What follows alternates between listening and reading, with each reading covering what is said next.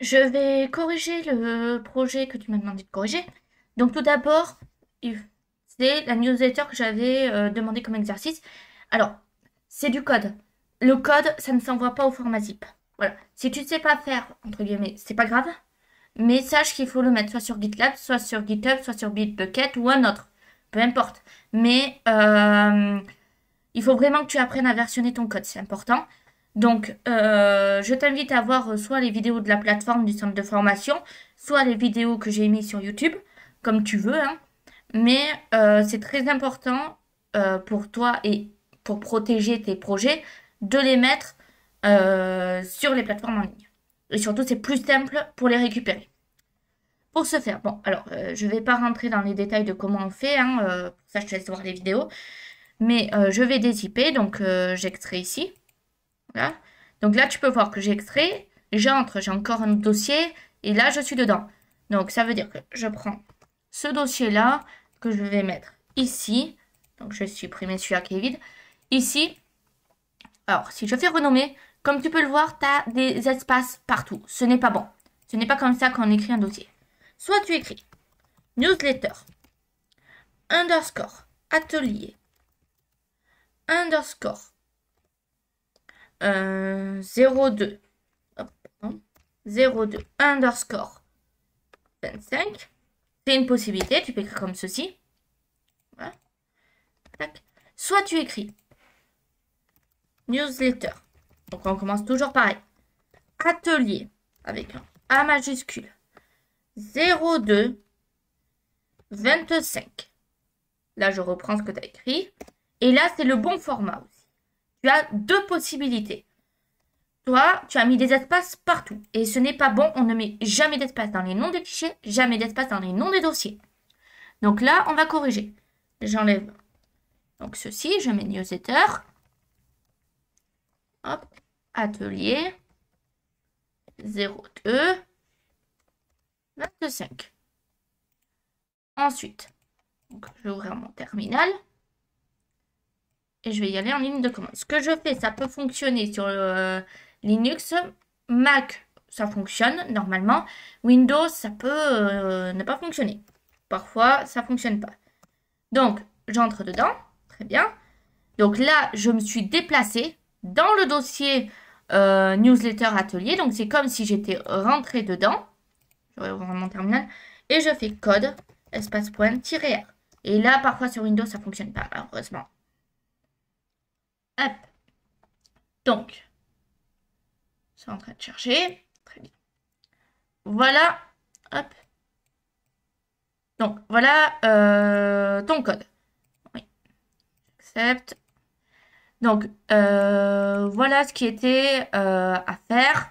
Donc, la newsletter, comme ceci. Bon, soit rien de compliqué, hein. Là, ici, tu l'as mis en doublon. Donc, bon, tu as changé les images, il n'y a pas de souci, hein.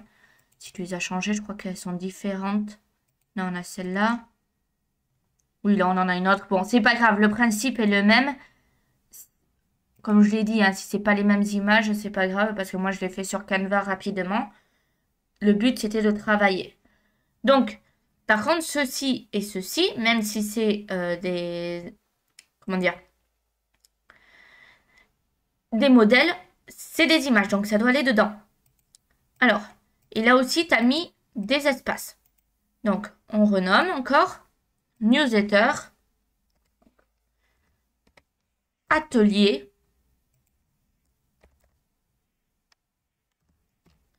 Modèle PNG. Et une autre erreur que je viens de voir, on ne met pas d'accent. Hop. Et ensuite, on enlève le N majuscule. Comme ceci. Donc là, pareil, on corrige. Newsletter, on enlève comme ceci. Newsletter nature. Donc, ici, il y a un espace. Là, j'enlève. Rendu. Hop. Et bien entendu, je flouterai le prénom. Il n'y a pas de souci. Je renomme. Parfait. Donc là, on est bon pour les images. Et voilà. Donc ça veut dire que ceci, il faut le déplacer dans image. Et ceci, idem. Pourquoi? Parce que ça reste quand même des images en soi. Tu peux pas laisser à la racine. Donc là, le problème, c'est qu'on a plein d'images. Donc si je les ouvre, on a plein d'images. C'est très joli. Mais à moins d'ouvrir comme ceci, hein, on ne sait pas à quoi ça correspond les images. Donc là, il faudrait que tu renommes toutes tes images. Les images doivent avoir un nom pertinent. C'est-à-dire que là, tu mettrais water, juste. La plant, la etc. La agenda, la bee, la earth, etc. Donc, je vais ouvrir l'index, comme ceci. Je fais un go live. Hop. Donc, très bien. Voilà. Je vais juste sortir ceci. Ok, donc là, si on regarde le rendu. Donc, le rendu, il est propre. Il n'y a pas de souci là-dessus. Bon, après, je ne sais plus trop le modèle. Il faudrait que je regarde, mais en soi, ça va. Peut-être l'arrière. Non, ça va. C'est juste, tu as un encadré sur le côté. Hop. Non, c'est impec. Rien à redire là-dessus. Ça ressemble à ce qu'on a demandé. Alors, je ne sais pas si ça, c'était aussi sur l'image. Non. Ok, très bien. Donc, ok, de manière globale, alors j'aurais tendu un peu plus quand même l'image, mais en soi, ce que tu as fait, c'est bien.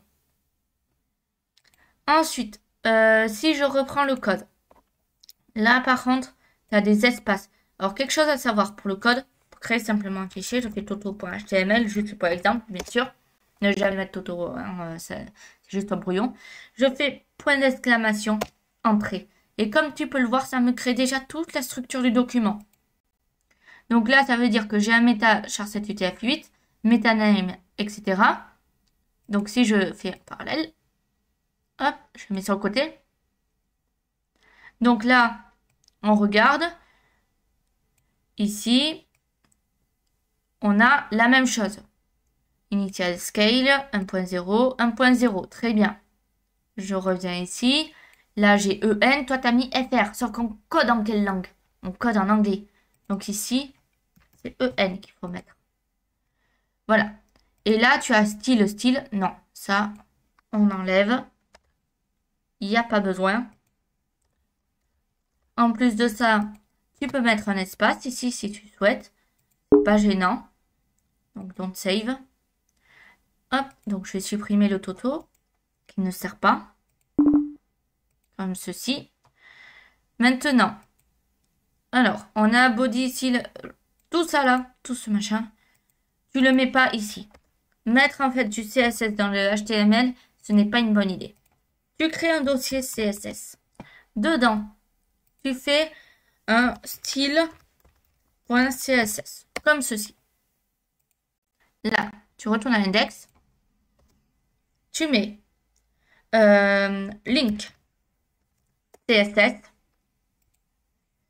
./CSS style.css, comme ceci. Ensuite, on va sur le style. Ici, on met body. Et là, on récupère tout ce que tu as mis dans le body. Hop. Donc, juste body. On laisse juste body en fait. En fait, à chaque fois que tu mets du style, il faut le répercuter ici. Donc, CTRL V. Voilà. Donc là, chain. Voilà, à chaque fois à la ligne. Donc là, on a toutes les polices, très bien. Je saute une ligne, on va dire, pour espacer un petit peu. Là, comme on peut le voir, à nouveau, background d'image, etc. Ok, je récupère.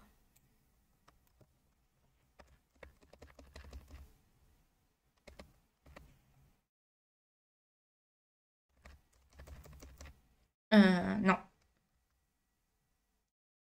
Ça, c'est bon. Donc là, par exemple, on a supprimé tout le style. On laisse juste TR, classe, section 1. Donc là, ce que je fais, j'écris point section 1. Alors, il vaut mieux mettre un titre quand même un peu plus pertinent pour le référencement. Mais je colle. Voilà. Donc là, ici, j'envoie la ligne. Très bien. Là, pareil.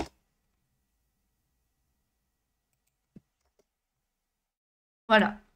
Bon, là, je corrige comme il faudrait corriger dans l'idéal, bien sûr, dans une newsletter. Si t'as pas un logiciel, c'est compliqué. Donc là, TD, style, etc. Bon, bref, je vais pas tout faire. Mais l'idée est là. Le mieux, c'est quand même... Alors là, t'as une ligne en trop. C'est que ce soit le plus propre possible. Donc, c'est-à-dire, normalement, on ne met pas de CSS dans le HTML. On sépare vraiment au maximum. Voilà. Donc là, comme c'est une newsletter, ça peut être amené à changer, bien sûr. Donc, on sauvegarde. Hop, on sauvegarde. Et ensuite, il nous reste plus qu'à voir si le rendu est le même ou pas. S'il y a des changements, bon, là, ça a peut-être un peu bougé étant donné que j'ai changé des choses. Mais voilà. Donc, après, si tu utilises un logiciel pour les newsletters, voir s'il sépare bien le CSS du HTML. Si c'est pas le cas, bon, ben, tu fais comme tu faisais. Sinon, je te conseille vraiment de séparer. Voilà.